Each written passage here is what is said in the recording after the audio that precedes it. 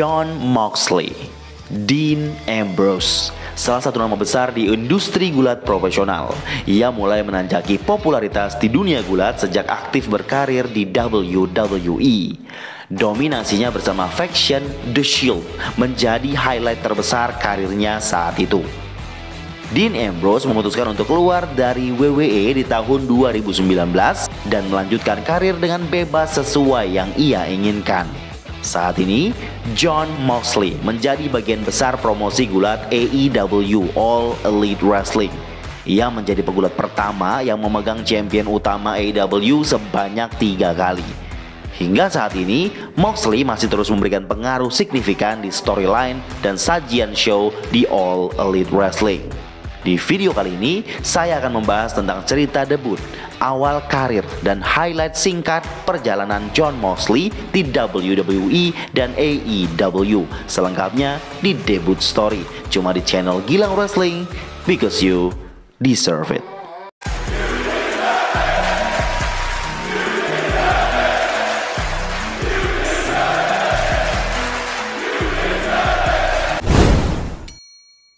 Teman-teman, jangan lupa support channel ini dengan subscribe, super thanks, Saweria, dan tidak skip iklan. Terima kasih. Jonathan David Good sejak kecil memang mengidolakan Bret Hart.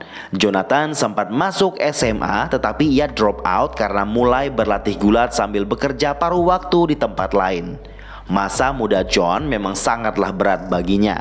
Ia sering mengkonsumsi narkoba, mencuri di toko karena kesulitan keuangan, dan masuk penjara beberapa kali. Di masa remaja, Jonathan mulai bekerja dalam sebuah promosi gulat independen Heartland Wrestling Association (HWA). Ia bukan bekerja sebagai pegulat, melainkan sebagai penjual popcorn dan petugas yang membongkar pasang ring. Setelah berumur 18 tahun, ia memutuskan untuk mulai berlatih gulat secara profesional di promosi gulat tersebut dan debut di tahun 2004 memakai nama Jon Moxley. Ia sempat menang Tag Team Champion di HWA. Ia juga sempat menang champion utama di sana. Di masa 2006 hingga 2011, Jon Moxley terus aktif bergulat di lingkup independen. Ia juga sempat match of air beberapa kali di Ring of Honor antara tahun 2007 hingga 2009. Perlahan tapi pasti, nama Jon Moxley mulai dikenal oleh banyak orang di lingkup independen wrestling. Ia sempat aktif di promosi Dragon Gate USA dan muncul pertama kali di televisi untuk acara tersebut. Ia memberikan impact yang cukup besar di promosi gulat tersebut dengan terlibat di match-match highlight dalam acara pay-per-view mereka. Di masa hingga 2011, Moxley cukup mendominasi lingkup independen kala itu. Kehidupan keras yang dialami Moxley seolah tercermin dalam karakternya di dunia gulat profesional. Ia cukup dikenal bergulat dengan style hardcore brawling. Karena prestasinya di dunia gulat independen dan setelah beberapa kali try out, pihak WWE mulai tertarik untuk menarik Moxley masuk.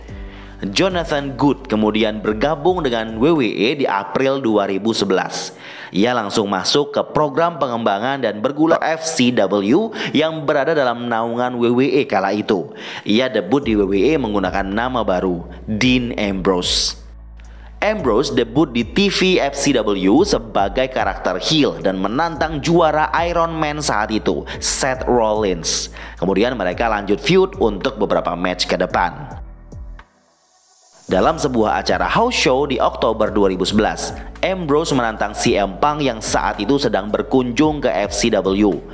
Ambrose kalah dalam matchnya, tetapi CM Punk memuji penampilan Ambrose saat itu. Kemudian Ambrose mulai feud panjang dengan William Regal di akhir tahun 2011 hingga akhir tahun 2012. Di masanya di FCW, Ambrose sempat mulai feud dengan Mick Foley. Tetapi match yang seharusnya jadi tujuan feud tersebut batal dilakukan karena saat itu Mick Foley sudah tidak bisa bertanding lagi. Saat NXT mulai dibentuk di WWE 7 Desember 2011, Dean Ambrose sempat match tapping untuk episode pertama melawan Leo Kruger, tetapi tidak jadi disiarkan.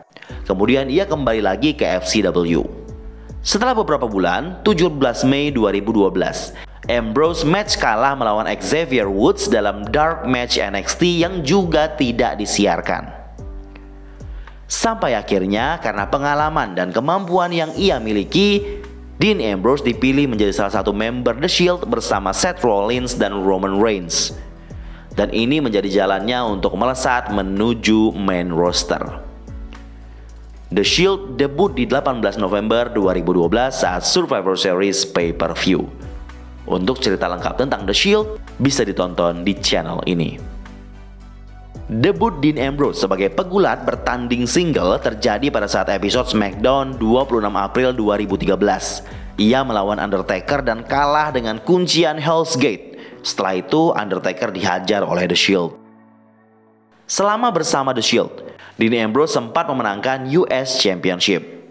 Setelah pengkhianatan yang dilakukan Seth Rollins di tahun 2014 yang sekaligus membubarkan The Shield, Dean Ambrose berambisi untuk menghabisi Seth Rollins. Ini menjadi feud pertama Dean Ambrose sebagai pegulat single. Setelah keluar dari The Shield, Ambrose mulai menekankan persona lunatic fringe yang ia sudah miliki sebelumnya.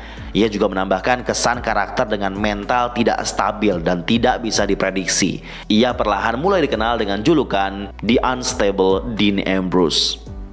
Perjuangan Dean Ambrose untuk balas dendam ke Seth Rollins menjadi sangat sulit karena saat itu Seth Rollins menjadi anak bawang yang selalu dibantu oleh The Authority.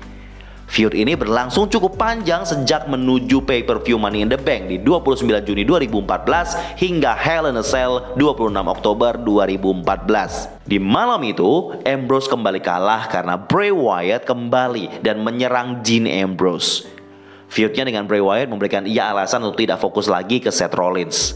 Sejak feudnya dengan Seth Rollins hingga beberapa storyline setelah itu, Ambrose selalu kalah di match-match penting. Ia seolah menjadi pegulat yang tidak dipentingkan sejak The Shield bubar. Terlihat di masa ini Seth Rollins sedang dipush besar-besaran dan Roman Reigns sudah fokus menjadi babyface utama di WWE. Dean Ambrose akhirnya menang di match single di pay-per-view Extreme Rules. Kala itu ia melawan Luke Harper di Chicago Street Fight. Menuju pay-per-view Payback 17 Mei 2015, Ambrose kembali menghidupkan feudnya dengan Rollins. Di storyline kali ini, Ambrose menyasar WWE Champion yang Rollins pegang saat itu. Ia sempat match one-on-one di Elimination Chamber 31 Mei 2015 tetapi gagal. Kemudian Ambrose memutuskan untuk mencuri title tersebut dari Rollins. Ini berlanjut ke Ambrose yang menantang Rollins untuk ladder match di Money in the Bank pay-per-view. Tetapi ia tetap juga kalah. Setelah itu, Ambrose reuni dengan Roman Reigns sebagai tag team untuk beberapa match ke depan. Mereka melawan Wyatt Family. Chris Jericho pun sempat datang untuk melengkapi mereka di Night of Champions 2015. Tahun 2015 menjadi tahun yang baik bagi Dean Ambrose karena ia berhasil memenangkan Intercontinental Championship setelah mengalahkan Kevin Owens di TLC akhir tahun 2015. Ia sempat hampir menang WWE Champion saat menjadi dua orang terakhir di Royal Rumble 2016 sebelum ia dieliminasi oleh Triple H. Menuju WrestleMania 32 tahun 2016, Dean Ambrose memulai feudnya melawan Brock Lesnar. Hal itu sempat saya bahas di debut story Brock Lesnar.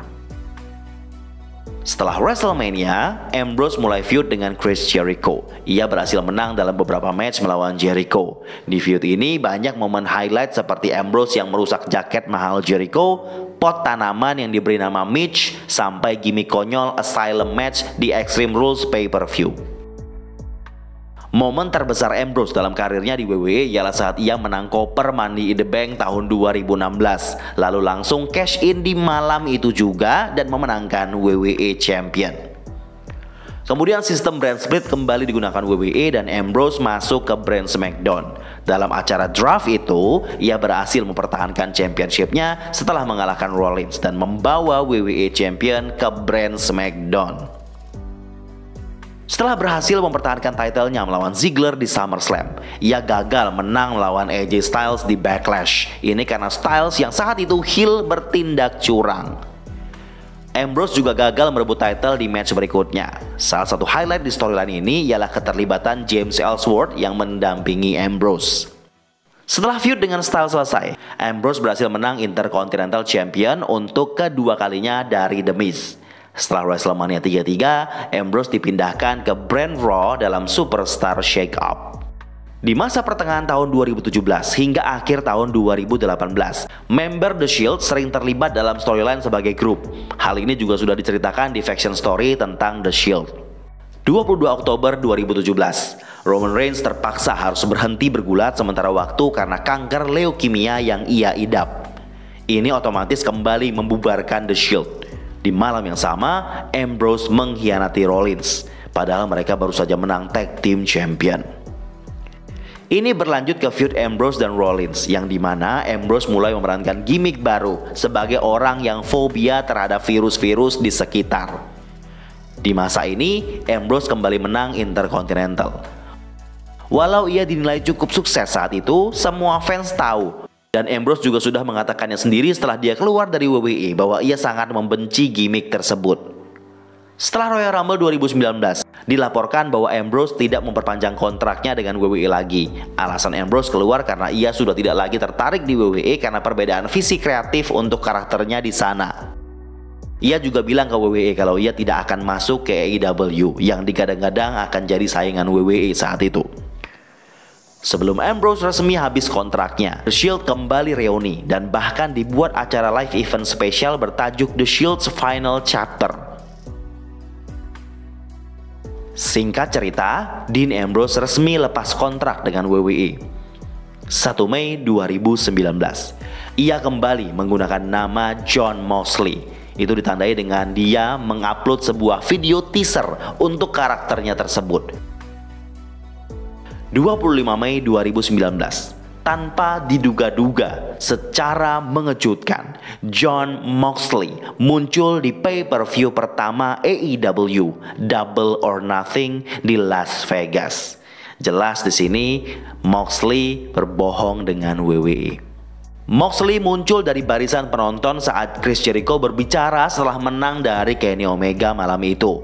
Moxley langsung menyerang Jericho dan Kenny Omega serta wasit di sana. Di malam itu, ia menarget Kenny Omega untuk feud pertamanya. Di masa ini, AEW belum punya acara mingguan, jadi kebanyakan pegulatnya aktif di tempat lain. Setelah kemunculannya tersebut, Moxley dischedulkan bertanding di New Japan Pro Wrestling. Ia berhasil menang IWGP US Champion dari Juice Robinson di The Best of the Super Juniors 26 Tournament 5 Juni. Dan di masa sebelum AEW Dynamite tayang, Moxley sempat muncul beberapa kali di event New Japan Pro Wrestling lainnya. Match pertama Jon Moxley di AEW terjadi di event Fighter Fest 29 Juni melawan Joey Janela. Setelah match, Omega balas dendam menyerangnya. Match mereka kemudian dischedulkan untuk pay-per-view All Out. Tetapi sayangnya match tersebut dibatalkan karena Moxley cedera siku dan harus operasi. Mereka sempat bertemu di episode pertama AEW Dynamite. Moxley menghajar Kenny Omega. Mereka pun dischedulkan kembali untuk match di Full Gear pay-per-view Unsanctioned Lights Out match. Dengan spektakuler, mereka menyajikan pertandingan yang sangat brutal, sangat jauh berbeda dengan kualitas match ekstrim yang dilakukan Dean Ambrose di WWE. Setelah selesai dengan Kenny Omega, Jon Moxley mulai feudnya dengan juara AEW pertama, ialah Chris Jericho bersama antek-anteknya dalam Inner Circle. Ini jadi highlight di awal karir Jon Moxley di AEW. Pada akhirnya, Moxley bisa memenangkan AEW Champion dari Chris Jericho di pay-per-view Revolution 2020. Sayangnya, di masa awalnya jadi champion, dunia wrestling memasuki masa kelam pandemi. Sepanjang masa tersebut, Jon Moxley menjadi tumpuan utama AEW dengan dominasi yang selalu maksimal walau penonton terbatas. Feudnya dengan Brody Lee, Brian Cage, Darby Allin, MJF, Eddie Kingston, dan Kenny Omega selalu berhasil menyajikan drama dan match yang menghibur di tengah masa keterbatasan. Setelah pandemi, karir Jon Moxley di AEW semakin di atas awan. Selain berada di title picture, ia juga selalu terlibat dalam story-story besar hingga saat ini. Baik sebagai Dean Ambrose maupun Jon Moxley, Jonathan Good selalu berusaha memberikan penampilan yang maksimal dengan level ekstrim yang dibutuhkan untuk semua fans yang mencintainya. dari perjalanan karir Jon Moxley atau Dean Ambrose di dunia gulat, mana nih momen favorit kalian? Silahkan komen di bawah. WWE. It's the charity. Oh!